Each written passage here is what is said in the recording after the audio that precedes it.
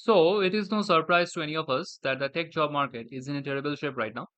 And in this video, I have another interesting article for you, Decoding the 2024 Tech Job Market. And it's written by Offerzen. And this is from February 8th, that is like 2.5 months ago. And things have only gotten worse since then. So, we were thinking that from 2020 to 22, it is the best time for being a developer, like things will be smooth from here onwards. And then 2023 was terrible, and 2024 looks even worse till now. So let's see what they're saying. So if you have been following the tech layoffs, the company shutdowns over the last 18 months, then it's not going to be news to you that 2023 was a real shit show. Yeah, just as I said that 2023 was terrible. Those who have retained their job, like me also, we call ourselves lucky. Put things in perspective, in 2008, about 65,000 tech workers lost their jobs. In 2023, it was 260,000. So, in 2008, we all know about the great financial crash, and there, as we can see, it was only 65,000 tech workers. Yeah, it is also true that in those days, there were not as many tech workers as we have right now, but still, it's already four times. My goal with this article isn't to tell you how bad things were last year. Rather, we are trying to figure out what is happening in the job market right now and try to get a sense of what we might expect to happen over the next year or so. I recorded a video of myself talking about through a lot more depth. So if you want to get the full analysis, check it out here. So I will link the description article in the description, and you can definitely check out his videos also. So there are lots of charts and graphs as we can see, and this is the worst layoffs seem to be behind us probably. So what they're expecting is things will be getting worse. Companies have been cutting headcount to extend their runaway.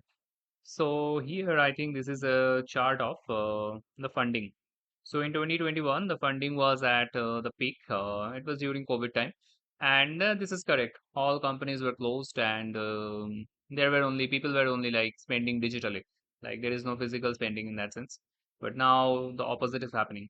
So we had the seesaw that was loaded on one side.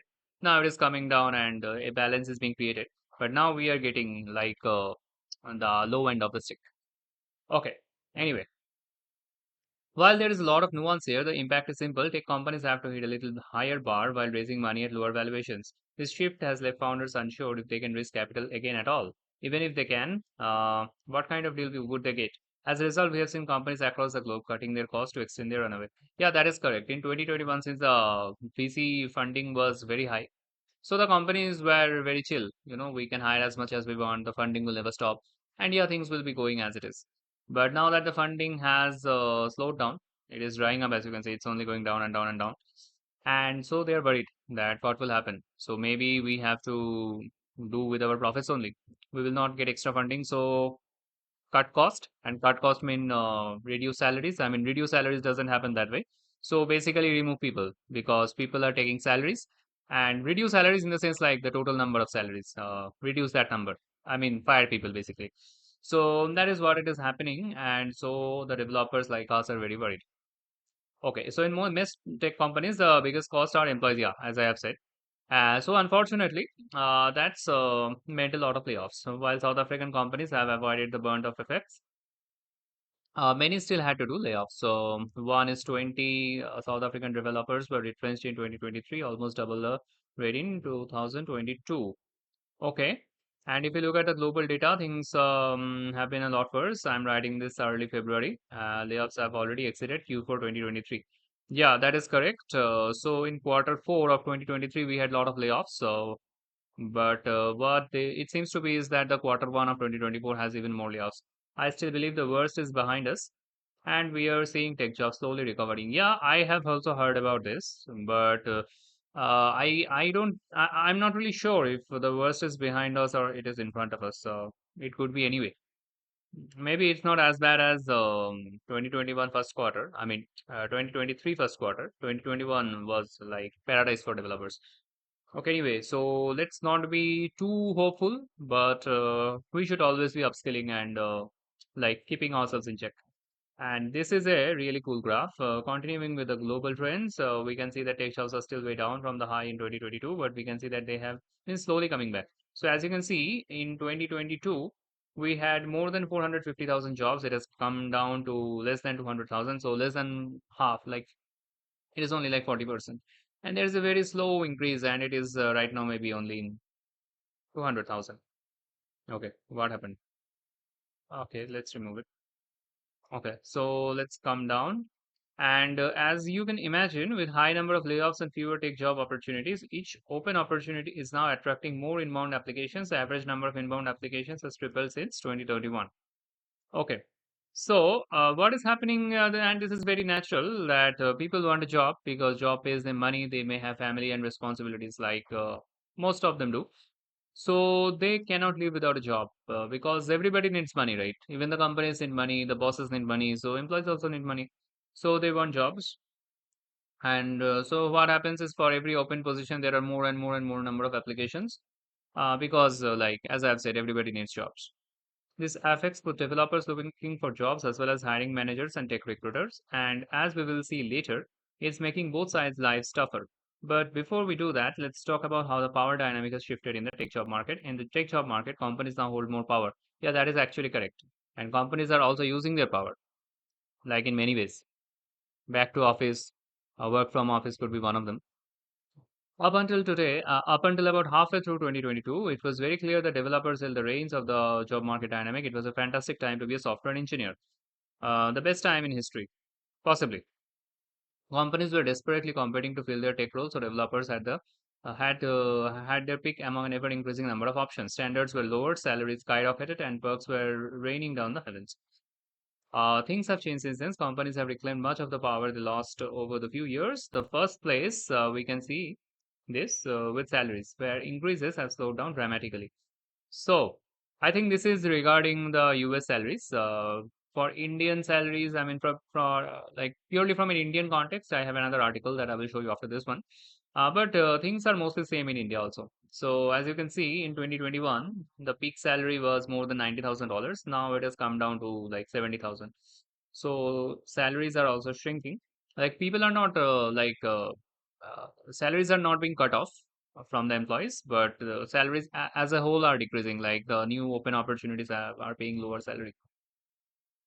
Here we are looking at data from Offersense 2024 South Africa Software Developer Nation report out in later February. We can see that the average salaries have grown a lot less on year since 2022, and that it's looking especially grim for junior developers where salaries have actually decreased. If you consider inflation and reduced purchasing power, it's even more gloomy. We see something similar when it comes to perks that companies offer. Most perks are down over year, but it's especially clear with training budgets and remote setup. So,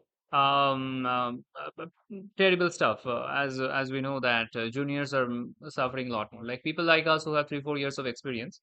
Um, Although I don't see it in the market, but after 2 3 years of experience or even 1 year of experience, it's being said that it's easier finding a job compared to freshers, you can say. But I don't really see that in the market. But maybe it's very, very difficult for freshers. They also have the stress of not starting their career at the right time and all of this stuff.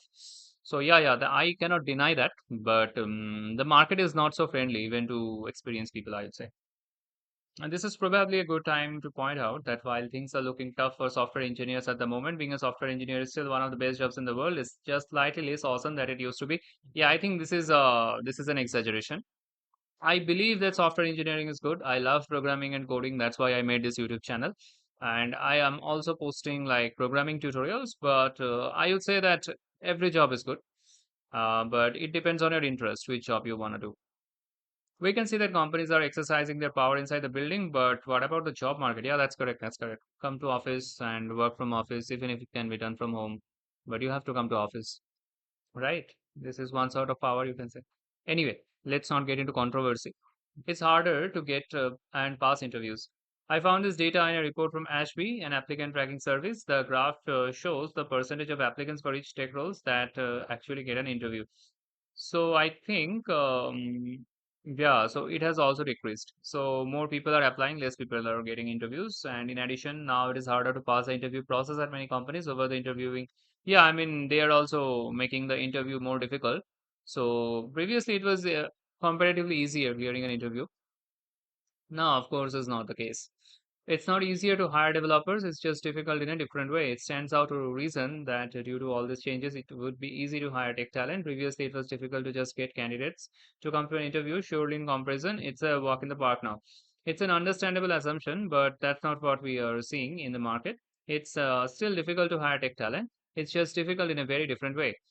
If you look at the graph below, you will see that the average hires per recruiter have gone down considerably in the past 2 years, while at the same time applications have tripled. Yeah, usual stuff. That average number of applicants and average number of hires per recruiter. So applicants are getting more and more high compared to how many people the companies actually need. Okay, so this is also normal stuff. So let's come down. I think most of the stuff is covered in this article. So what are we supposed to do with this info? Start looking at retention today. Many devs are waiting for the first opportunity to find a new job. Many developers are understandably not super excited about the new reality they find themselves in and are looking for greener pastures. If you can compete on salary and stability, if you can compete on good management and career growth, don't lose sight of the candidate experience. The best candidates are still in demand and still hard to close. If your goal is to build a world-class team, you still need to consider how you will close top candidates, and they will always have other options. Collaborate on environment. If your talent acquisition team has impacted by layoffs and you are hiring, then you will close roles much faster in hiring manager step up. So basically, they are saying that try to retain your job and maybe don't lose out on good candidates. So because there are still good candidates in the market, and don't try to lose out on like simply filtering out candidates based on or whatever stuff like in the last video we even talked about ATS software and how it is killing your resume. You can also check that video out because that is also very much related to the job market and these things. Okay, so I think that's it for this. Okay, so now let's take a look at an article from India. And from sunrise to sunset, India's IT sector loses shine as jobs dry up. And this is from 2nd March by Mitali Mukherjee. Even as the government pledges billions for tech innovation, IT giants freeze hiring, leaving graduates in the lurch. In her interim budget speech this year, Finance Minister Nirmala Sitharaman announced the establishment of rupees 1 trillion corpus to boost innovation and research to sunrise women's. That is the startup and tech industries. For our tech-savvy youth, this will be a golden era, Sitharaman said. What may have dulled the sheen of this golden era is the jobs drought that India's prize tech sector is now witnessing. So yeah, that is actually correct. The government has a lot of plans for the IT sector, but there are no jobs right now, and the global financial situation can also be blamed for it. But this is the current situation. From a fairly impressive comeback following the COVID-19 pandemic, the hiring slump in the IT sector is now being referred by white-collar job portals as unprecedented and a near freeze at the bottom of the pyramid. Infosys and TCS have given campus hiring a skip for second year running, and the tech industry has a talent glut from successive batches of graduating engineering students. So yeah, that's correct. There's a lot of engineering students who are getting graduated, and they expect at least companies like Infosys and TCS will hire them because they hire a lot of people. But maybe they're not hiring that much this time. What makes the situation more precipitous from the jobs perspective is the lowering attrition rates. The IT and information technology enabled services sector saw a drop in attrition from 27% in 2022 to 16 to 19% in 2023. This implies that there are no few jobs, fewer employees are quitting, and there is no rush to fill existing positions either. The hiring freeze is hitting where it hurts everywhere. In August, especially staffing at Zifino and other job portal sites warned of 40 to 50% drop in hiring this fiscal year. And this is now being revised to low to new freshers and entry level hiring action in India. So again, the freshers and the junior developers are getting hit the most. So no helping out there. It also means collateral damage on job openings for allied spaces like startups and other tech-related businesses. Data from job portals point to 78% drop in hiring for software companies and a 73% fall for startups over the last 2 years. In 2023, gross IT hiring addition hit at an all-time low, 14%, down from a peak of 40% in the first quarter of 2022. Numbers collated by the okay. Let's move ahead. I think there is some repetitive stuff. Okay, what's going wrong? The IT sector is an intensive cyclic industry, closely tied to ups and downs of global economic needs. This means when things are in bad globally, they reflect quite immediately on the IT space. That's correct. According to industry body NASSCOM's estimates, the Indian technology industry's revenue is expected to grow 3.8% in 2024. That is less than half of last fiscal year's growth of 8.4%. So in 2023, they had a higher growth, although there were lots of layoffs, and in 2022, it will be even less. So that's worrying. That's worrying.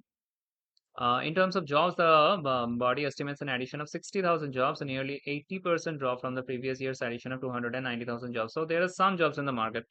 Some, I'd say. Okay, business trends are tricky. 2023 was a sign of slowdown in business, and some estimates point to troubled through 2025 when India's top three IT majors, TCS, Infosys, and HCL Tech, announced their July-September quarter results for 2024. There was a sequential marked decrease in their total employee headcount in the last 3 months. Infosys announced quite explicitly that the company intended to continue abstaining from campus recruitment this time, as it aims to enhance utilization. So what they are saying is that internally we are managing, we are cost cutting, we are improving efficiency and whatever. So we will not be hiring. So because there is a big hit in number, they may be hiring, but they will be hiring a lot less. Okay, so let's count on why does it matter. In 1999 and 2000, India's exports of software services were less than 3 billion. In 2017, they grew to 100 billion. And in 2022, IT sector exports from India were close to 178 billion. From a peak of 9.5% in the 2015, the information technology and business process management IT BPM sector contributes a sizable 7.5% of India's GDP and 53% share in India's service exports. Ironically, even though the IT space is termed as a sunrise sector with roots dating back to 1970s and 80s, marquee names such as Infosys, TCS, and Wipro have been part of the Indian business mindspace for many decades now. It is also an industry that has weathered many storms. From 2001, when the CEO of Infosys, Narayan Murthy, said, "There's a fog on the windshield." The global crisis of 2007-8 to COVID-induced economic slump and a collateral damage from a tightened interest rate cycle. There's a lot that the IT space has witnessed, and there is a lot in the IT space has done, contributing to growth and critically to jobs. The IT space may will see better times. In the present day, however, India has a job problem. More specifically, it has a youth unemployment problem from 9 to 22. The Indian IT industry has, okay, I think repetitive stuff. So I think that's all. And let's see who will step up to fill the void the IT sector slump has now created. Who will step up to fill the space the IT sector growth slowdown will create for India's economy, for a government that has prided itself on its digital first persona. Is there a clear-eyed acceptance and escalating employment problem? Now it is an organized sector just as much as the unorganized space. There is neither joy nor glory in pointing out the serious problems a burgeoning jobs crisis can lead to, but the solution certainly does not lie in looking the other way. And so they don't have any solution. I think HSBC also has some problems and needs 70 million jobs over the next decade. Acha, HSBC estimates that India needs this many jobs. Again, a figure like that. In fact, thousands of job openings are now sucked out from a fairly narrow organized job market, who has very serious consequences for an extremely fragile employment landscape. So I think they don't have a solution. Everybody is like in some sort of concern or panic mode that what will happen, what should be happening and stuff. So I think we should be vigilant and we should also upskill and we should not waste time. And we can worry, but let's do upskilling and worrying together.